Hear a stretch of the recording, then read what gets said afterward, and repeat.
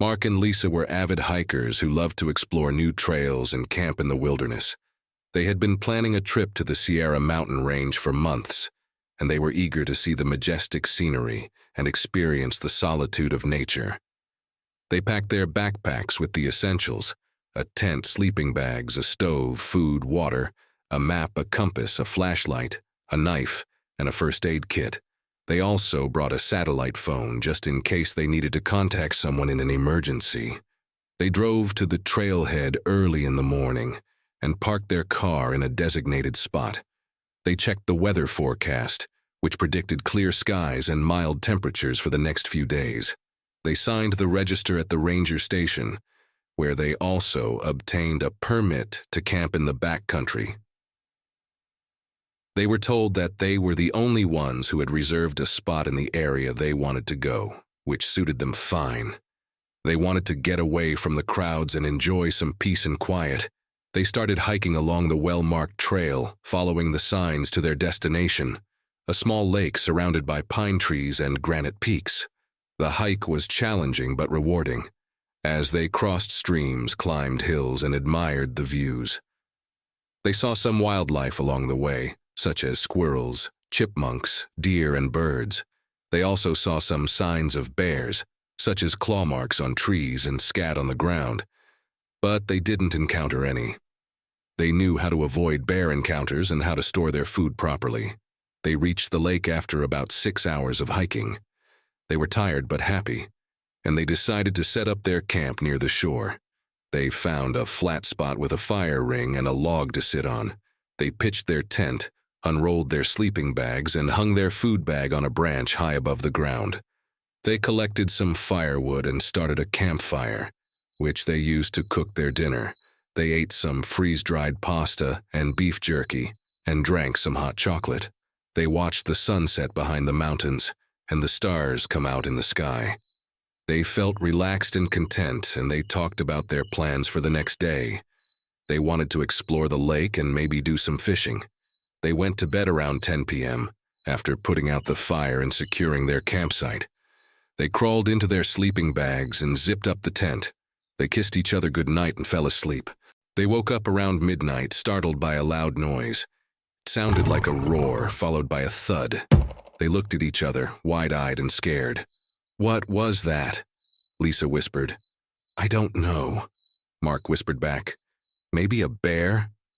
They listened carefully, but they did not hear anything else. They tried to calm themselves down, thinking that it was probably just a bear passing by, or maybe a tree falling down.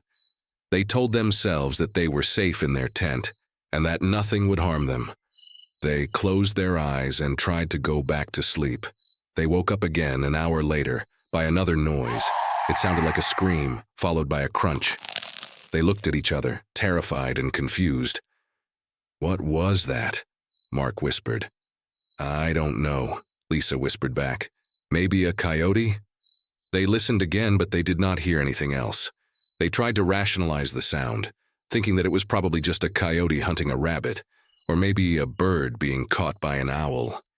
They told themselves that they were safe in their tent, and that nothing would harm them. They closed their eyes and tried to go back to sleep. They woke up again, a minute later, by another noise. It sounded like a breath followed by a zip. They looked at each other and saw a pair of glowing red eyes staring at them from the opening of the tent. They did not have time to scream, as a clawed hand reached in and grabbed them by their throats. Mark and Lisa's hearts raced as they struggled against the unseen force that had invaded their tent. The creature's grip tightened, and they gasped for breath, their eyes fixated on the glowing red orbs that seemed to pierce through the darkness. The creature's breath was hot and foul, sending shivers down their spines. In a desperate attempt to break free, Mark fumbled for the flashlight they kept near their sleeping bags. With trembling hands, he managed to turn it on, illuminating the inside of the tent. What they saw froze them in terror, a grotesque humanoid figure with mottled, decaying flesh and elongated limbs loomed over them. The creature's face was twisted into a sinister grin, revealing sharp, yellow-eyed teeth. Its eyes glowed even brighter in the harsh light, casting an eerie glow across the tent's fabric. Lisa couldn't stifle a horrified gasp, her mind struggling to comprehend the nightmarish being that now had them in its clutches. As fear paralyzed them, the creature's raspy voice echoed through the silence, sending shivers down their spines. "You intruders disturbed the sacred grounds," it hissed, its voice a guttural blend of human and something otherworldly. "Now you shall pay the price." Mark and Lisa exchanged panicked glances, realizing that their peaceful camping trip had taken a nightmarish turn.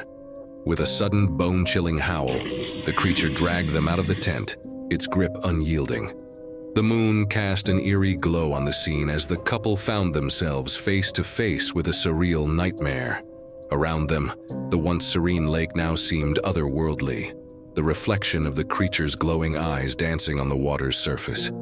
Mark and Lisa's attempts to scream for help were futile as the creature's supernatural strength overwhelmed them.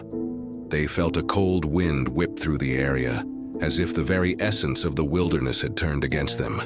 The creature, its elongated fingers still wrapped around their throats, forced them to their knees. Mark and Lisa's breaths came in ragged gasps as they stared into the creature's malevolent eyes, realizing that the tranquility of the Sierra Mountains had concealed a dark secret. Just as they feared the worst, a bone-chilling, inhuman laugh echoed through the night. The creature's grip loosened, and with a sudden gust of wind, it disappeared into the shadows, leaving Mark and Lisa gasping for breath on the cold ground. Shaken and disoriented, the couple frantically grabbed their belongings, abandoning their campsite in a panic. As they stumbled through the darkness, the once familiar trail seemed like a labyrinth, the haunting echoes of the creature's laughter lingering in their ears. They stumbled upon the ranger station in the early hours of the morning, their faces pale with terror. The ranger on duty, skeptical at first, couldn't ignore the genuine fear in their eyes. Mark and Lisa recounted their harrowing encounter, the ranger's expression darkening with each detail. The ranger sighed deeply, exchanging a solemn look with his colleagues.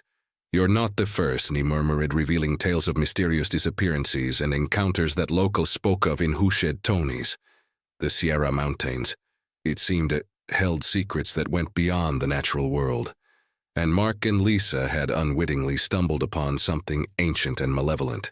As the ranger led them back to their car, the couple couldn't shake the feeling that the shadows of the Sierra Mountains still held the creature's malevolent gaze. The experience had forever altered their perception of the wilderness, leaving them haunted by the knowledge that some horrors are best left undiscovered.